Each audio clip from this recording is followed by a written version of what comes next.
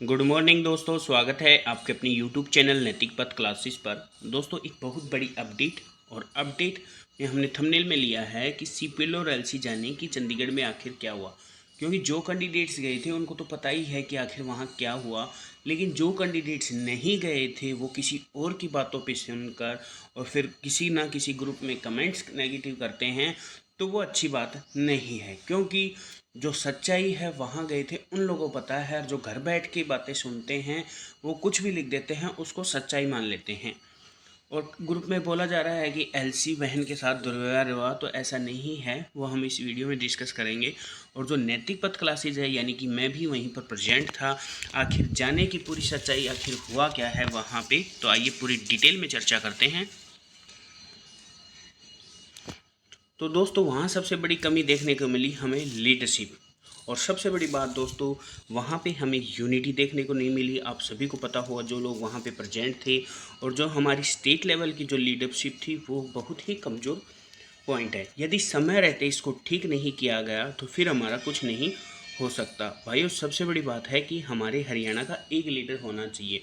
अब अभी हमारे पास समय है, और समय रहते हमें एक लीडर का चुनाव कर लाना चाहिए, और उसी लीडर की बातें माननी चाहिए, और उसे अपने विचार आप व्यक्त कर सकते हैं। और एक लीडर तक जब तक नहीं बनेगा तब तक सीपीएल और एलसी का कुछ नहीं हो सकता।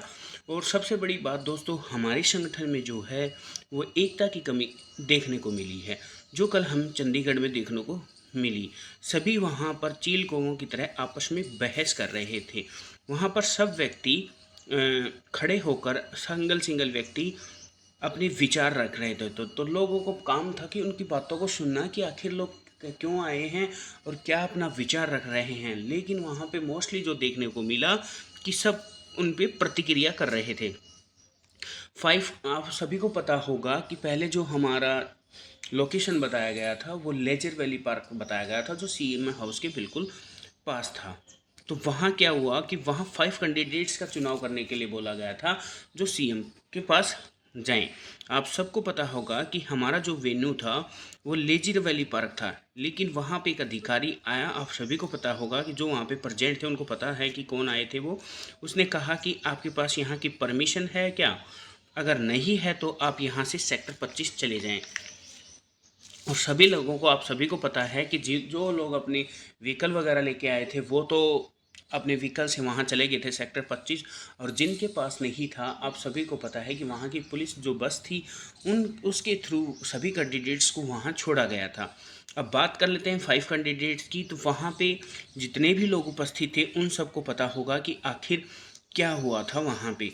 तो वहाँ पे फैसला लिया गया था, 5 कैंडिडेट्स में 2 तो सीपीएल होंगे और 2 एलसी होंगे, और एक हमारी नारी शक्ति होगी। दोस्तों, वहाँ पे 3 एलसी गए थे और 2 सीपीएल थे। एक बहन थी जिसके बारे में ग्रुप में बोला जा रहा है कि उस बहन के साथ दुर्व्यवहार हुआ था, लेकिन ऐसा नहीं था। हम सभी वहाँ उपस्थित थे, और जो उपस्थित हैं वो लोग जानते हैं कि वहाँ क्या हुआ था। वो बहन अपनी मर्जी से वहाँ गई थी, किसी भी व्यक्ति ने उसे जाने से नहीं रोका। और वो सिस्टर वहाँ सीएम से मिल के आई हैं, और जो उनकी बात हुई थी वो भी उन्होंने आके बताया कि उन्होंने क्या क्या बोला था। तो कृपया जो भी नेगेटिव है घर बैठ के, वो नेगेटिविटी ना फैलाएं। आप सब ने देख लिया होगा कि आप इससे पहले, कल जाने से पहले काफ़ी सारे ज्ञापन दे चुके हैं, और मुख्यमंत्री मनोहर लाल खट्टर से भी मिले हैं। उनके क्या विचार आए थे वहाँ मिलने पे। और वर्तमान जो मुख्यमंत्री हैं नायब सिंह सैनी जी, इनसे भी मिल चुके हैं, और दोनों के विचार जो देखने में हैं वो सेम लगे हैं। अब आप सब समझदार हो कि आपको क्या करना चाहिए। कल जितने भी लोग वहाँ उपस्थित थे सबको मनोबल गिरा है, ये पक्का है। क्योंकि आप सबको पता है कि 6,000 रुपये में किसी का घर नहीं चलने वाला। और जो भी लोग वहाँ गए थे अपनी मांगों को लेकर, वो मांगें उनकी पूरी नहीं हो पाई हैं। जो लोग वहाँ नहीं गए उनको पल पल की इन्फॉर्मेशन चाहिए। घर बैठकर बातें तो बना लेते हैं, लेकिन नेगेटिव कमेंट करते रहते हैं किसी न किसी ग्रुप में। ऐसा बोला गया है कि एडमिन नहीं गया, लेकिन जो गया है उसको पता है कि कौन कौन वहाँ था, और किस एडमिन के बुलाने से और किस ग्रुप के बुलाने से वहाँ कम से कम 1500 लोगों के आसपास लोग वहाँ इकट्ठे हो गए थे। तो वो सिर्फ एक ग्रुप का ही विचार था। और उस ग्रुप के डिसीजन के बाद जो डेट सेलेक्ट हुई थी 9 जुलाई की, तो वहाँ काफ़ी सारे कैंडिडेट्स हर ब्लॉक से आए थे।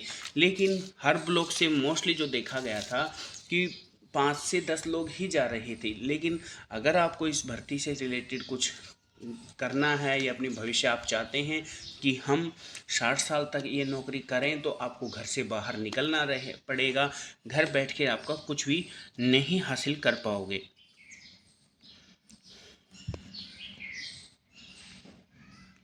बस एडमिन का ये हुआ कि वो आने में से थोड़ा सा लेट हो गए, लेकिन उनको आना समय से चाहिए था। ये उनकी एक बहुत बड़ी कमी थी।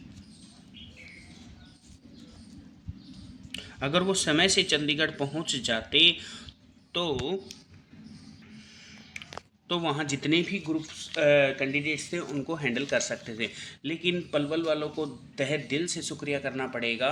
उन्होंने पूरे जितने भी कैंडिडेट्स थे उन सभी को वहाँ शांति से बैठाए रखा, और जो विचार थे उनके, वो सभी लोगों के सामने प्रस्तुत किए।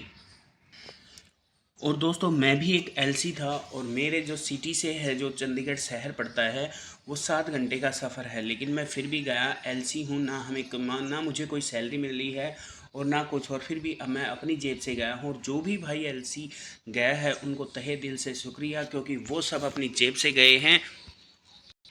और ऐसा कई ग्रुप्स में देखने को मिल रहा है कि वहाँ मोस्टली सीपीएलओ थे, ऐसा नहीं है। आपने देखा होगा पलवल के लोग जो हैं वो डायरेक्ट बस करके आए थे, और काफ़ी मात्रा में वो वहाँ पे मौजूद थे। और चंडीगढ़ में जो मुझे सबसे अच्छे लगे, एक तो मास्टर जी हैं, मुझे उनका नाम याद नहीं है, अगर किसी कैंडिडेट्स को पता है तो वो कमेंट्स में बताएं। और दूसरे सबसे बड़े मुझे विचार अच्छे लगे मनोज कुमार जी के, जो पूरे कैंडिडेट्स को वहाँ पे शांति से बैठाए रखे और अपने विचार व्यक्त किए। तो मनोज जी को भी तहे दिल से शुक्रिया कि उनके विचार काफ़ी अच्छे हैं। और दोस्तों, अगर आप कोई कमेंट या सुझाव देना चाहते हैं तो आप हमें कमेंट के माध्यम से दे सकते हैं। और अगर आपको ये वीडियो अच्छी लगी हो तो प्लीज़ चैनल को लाइक से सब्सक्राइब कीजिएगा। थैंक यू दोस्तों।